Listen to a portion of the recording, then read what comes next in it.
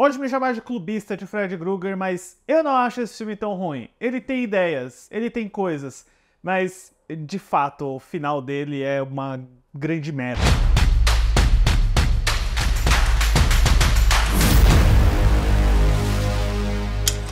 Olá, fãs da sétima arte, meu nome é Lucas Nascimento e esse é o Lucas Filmes. E hoje eu tô aqui, né, estamos chegando no final do especial, parece que passou tão rápido, é tão divertido falar sobre essa franquia, sobre esse grande ícone do terror, a minha saga de terror preferida, mas nem tudo são rosas, nem tudo são flores, mas é possível enxergar o copo meio cheio também, porque hoje eu tô aqui para falar sobre A Hora do Pesadelo 6, o pesadelo final, a morte de Fred, quantos títulos aqui no Brasil.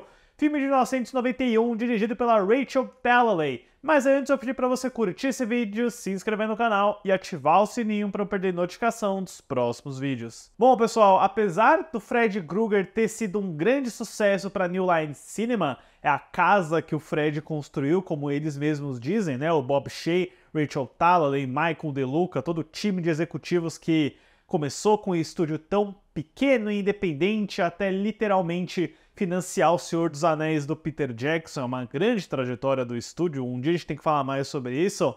O Freddy Krueger estava no seu período mais impopular, o que é irônico considerando que ele estava no ápice em 1988, depois do quarto filme da série de TV Freddy's Nightmares, porém, depois do lançamento da Hora do Pesadelo 5, em 1989, que eu considero subestimado, mas que na época foi completamente malhado pela crítica, pelos fãs também, fez lá o seu troco, se pagou, conseguiu lucrar, mas ele fez consideravelmente menos do que o anterior, na verdade a metade do que o Mestre dos Sonhos fez, o que já começava a colocar aquele papo de fadiga de Freddy Krueger, se ele já tinha esgotado todo o gás dele, se os excessos de humor já não eram tão excessivos agora, ninguém mais tinha medo do Freddy Krueger, a série de TV também tinha chegado no seu fim, não durou tanto tempo, e a New Line Cinema, naquele período, entrando na década de 90, estava muito interessada em explorar novos materiais, novas franquias, o próprio Tartarugas Ninja seria um dos projetos que eles iam iniciar no início daquela década, então o Bob Shaye resolve que é hora de matar o Freddy Krueger, de dar um final, um verdadeiro encerramento para a saga que o Wes Craven criou há tantos anos atrás. Então, eles começam a trabalhar num roteiro, buscar uma ideia e, né, eu mencionei Senhor dos Anéis, um dos primeiros nomes que chegou a mandar seu roteiro para a New Line Cinema é o próprio Peter Jackson, que já vinha de um background de terror B e trash no início de carreira dele. O roteiro dele é bem notório na internet, é uma ideia muito bacana, por sinal, que se chamaria The Dream Lover, que envolve um Freddy Krueger que está sendo esquecido, que é ridicularizado na plot dele, as crianças tomariam remédio para dormir, para entrar nos sonhos e bater no Fred, né? Fazer bullying com o Freddy Krueger, mas aí em certo ponto da história o Freddy Krueger iria matar uma dessas pessoas pela primeira vez em anos e ia deixar ele mais inspirado, mais maligno e você ia ter uma história, uma aventura dark que iria aprofundar os níveis de sonho de uma forma que a gente nunca viu antes. Procurem depois detalhes sobre esse Dream Lover, que é muito legal. O que barrou o projeto dele na New Line Cinema é que o Bob Shaye queria uma história que fosse um final, um ponto final na história, e o Dream Lover prometia mais coisas no final dele, o que acabou levando ao roteiro de um jovem e nada ingênuo Michael DeLuca, que hoje a gente conhece aí como cabeça da divisão de cinema da Warner Bros, junto com a Pam Abdy. Ele começou como assistente, como um jovem executivo da New Line Cinema. Naquela mesma época, ele também iria escrever o A Beira da Loucura, do John Carpenter. Ele escreve o roteiro do Freddy's Dead, né, A Morte de Fred, que agrada o suficiente a New Line Cinema, e o Bob Shaye promove a executiva Rachel Talalay, que a gente viu crescendo ao longo da saga inteira, para dirigir o filme. Seria a estreia na direção de Rachel Talalay para encerrar a franquia A Hora do Pesadelo, com vários gimmicks e ideias, né? Cameos de celebridades e famosos, efeitos 3D. Resultado, que chegou nos cinemas em 1991, né? O Freddy's Dead, é um título tão longo em português. É uma, assim, despedida nada honrosa e digna do que o Freddy Krueger é, com toda certeza. Eu acho que até dá pra bater um martelo aqui, que esse é o pior da franquia inteira. Porém, eu preciso dizer que, né, ele tem alguns aspectos interessantes. Tem ideias, tem elementos aqui, porque se o filme tem Freddy Krueger de Robert Englund, ele automaticamente já vai ter alguma coisa pra salvar. A história do filme apresenta um futuro onde Freddy Krueger, vindo por Robert Englund, eliminou praticamente todas as crianças de Springwood. Enquanto persegue o último sobrevivente, ele cruza o caminho da terapeuta Maggie, vida por Lisa Zane, que pode ter o segredo para matar Freddy de uma vez por todas. Primeiramente, não são todos os filmes que abrem com uma quote do Nietzsche, né, uma quote super profunda do Nietzsche falando sobre sonhos, para ser logo depois seguida de uma quote do Freddy Krueger falando Welcome to Primetime Bitch. Então, acho que você tem um pouco do tom e da vibe do Freddy's Dead logo no começo. E eu preciso dizer, eu gosto dessa ideia. Essa ideia é muito boa. A premissa de que a gente está 10 anos no futuro da saga da Hora do Pesadelo e você é introduzido a esse garoto que não tem muita memória e não lembra o que está acontecendo. É um jovem vindo pelo Sean Greenblatt, que está sendo perseguido pelo Freddy Krueger numa sucessão de sonhos.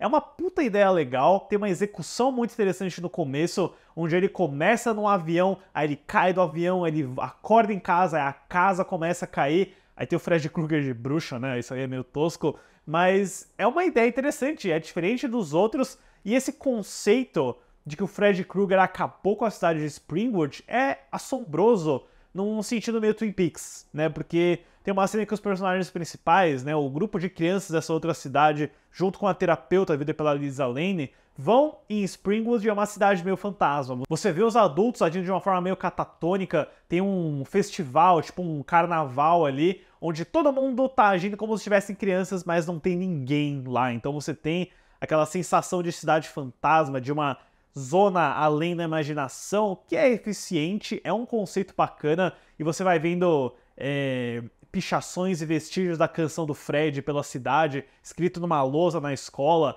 nos jornais espalhados pelas ruas desertas. É uma ambientação legal, é um design de produção bem aproveitado. O Freddy's Dead, por incrível que pareça, é um pouquinho mais caro do que os anteriores, ele custou 11 milhões de dólares, acho que a tecnologia 3D do final pesa um pouquinho disso.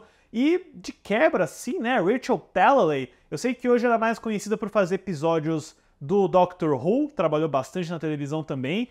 Ela faz um bom trabalho até, né? Eu acho que a gente vê ao longo da saga da Hora do Pesadelo diretores novatos que tentam fazer o seu impacto, deixar uma marca assim, com sequências novas e elaboradas. E beleza, a Rachel Talalay, ela não aproveita muito o Robert Englund, eu acho que ele é divertido como sempre, mas a maquiagem desse filme é péssima, desleixada, parece que o budget não foi pra maquiagem, nem pra iluminação do Robert Englund, para parecer pelo menos um pouquinho assustador. E, né, esse limite aí do humor, da comédia, chega num ponto meio insuportável com a sequência do videogame, por exemplo, né, que o Fred tá usando um videogame antigão pra matar um dos personagens, é muito tosco, né, aquele elemento do cara ficar saltitando na sala, não dá pra defender não. Porém, a Rachel Talalay tem uma sequência muito, muito boa aqui, não só aquele início dos sonhos dentro dos sonhos da casa caindo, mas que envolve um garoto surdo que tem o aparelho de surdez modificado e aí ele começa a ouvir tudo muito alto. Então o Freddy Krueger começa a torturar ele jogando agulhas finíssimas no chão que tem um estouro quando elas atingem o nível, né? Então é uma cena bem calculada, ela leva o seu tempo até o Freddy se divertir com essa vítima. Eu pensei, poxa, tem uma paciência nessa cena, tem uma progressão que a gente não vê na maioria dos outros filmes, sabe? Por isso que Freddy Krueger ele tem o high ground em cima aí do Jason e do Michael Myers, que vai ter sempre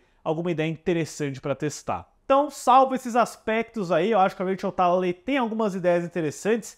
A gente começa a entrar no lado de explorar o passado do Freddy Krueger, né? A gente já tinha aquela ideia do filho de 100 maníacos, do lance da Amanda Krueger, que é a freira que foi abusada, e agora a gente tem flashbacks reais do Freddy Krueger tendo uma esposa, tendo uma filha, tentando esconder o lado assassino dele das duas, e até você chegar na óbvia realização, spoilers, né? Eu sempre falo de spoilers aqui, de que a Maggie, a terapeuta da Lisa Zane, é a filha do Freddy Krueger, é a Catherine Krueger, e aí você tem todo esse embate de filha versus pai, é justamente isso que dá um pouco de poder pra ela conseguir matar o Freddy Krueger. E acho que o elemento mais bizarro, que, de novo, no papel é ok, eu consigo ver isso daqui sendo melhor desenvolvido. Diversos desses filmes da Hora do Pesadelo dos anos 80 e 90 tem ideias que eu adoraria ver trabalhadas melhor num remake, né? Num remake bom. A gente ainda vai falar sobre remake, né?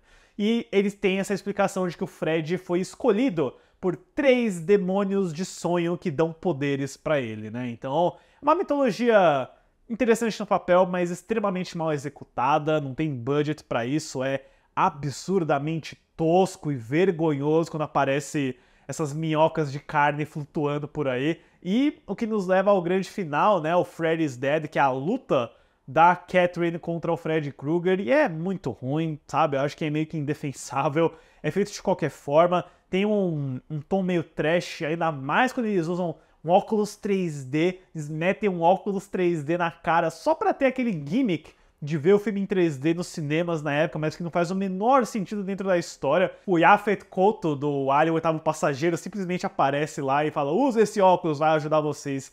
É bem ruim, sabe? E o filme acaba de uma forma tão anticlimática.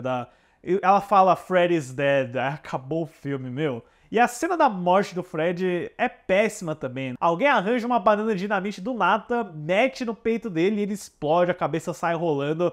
Muito mal feito. O Fred teve tipo umas 3 ou 4 mortes melhores em todos esses outros filmes. Eu acho que essa é a pior morte do Fred, o que é meio tosco quando você considera que o filme chama A Morte de Fred, eles tinham que acertar pelo menos nisso, né? Esse aspecto é extremamente decepcionante, pessoal. Eu gosto da primeira metade, da ambientação, das ideias, de algumas sequências que a Rachel Talalay faz. Acho que é até divertido ver que o Johnny Depp tem uma cameo nesse filme aqui, reprisando mais ou menos o papel dele do primeiro, mas é uma experiência meio torta, pessoal. Eu definitivamente não acho que ele é tão ruim quanto a reputação dele pode preceder. Eu, inclusive, acho que tem outros filmes aí de franquias de terror, como o Jason Vai pro Inferno, ou Halloween 6, do Maldição de Michael Myers, que são muito piores do que esse daqui.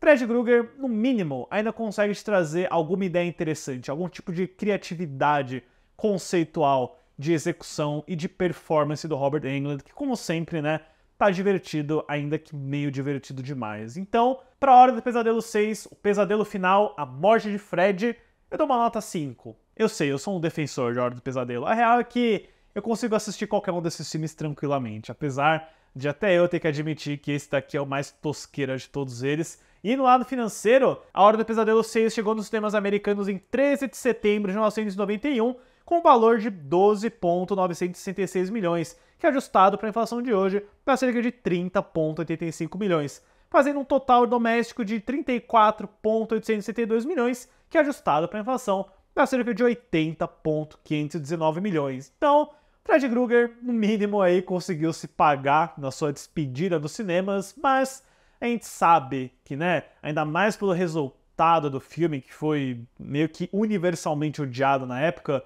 não seria a morte de Fred e teríamos, acho que o capítulo mais irreverente, fora da curva e curioso de se falar também, com o novo pesadelo do Wes Craven, que sairia 3 anos depois. Papo aí pro nosso próximo vídeo de especial. Mas deixe nos comentários depois, pessoal, o que vocês acham sobre a morte de Fred, se ele é realmente tão ruim quanto o pessoal fala, se realmente não tem nada pra salvar nele aqui, e se nem a cena do cara surdo dá pra salvar. Certo, pessoal? Obrigado pela visita e até a próxima sessão.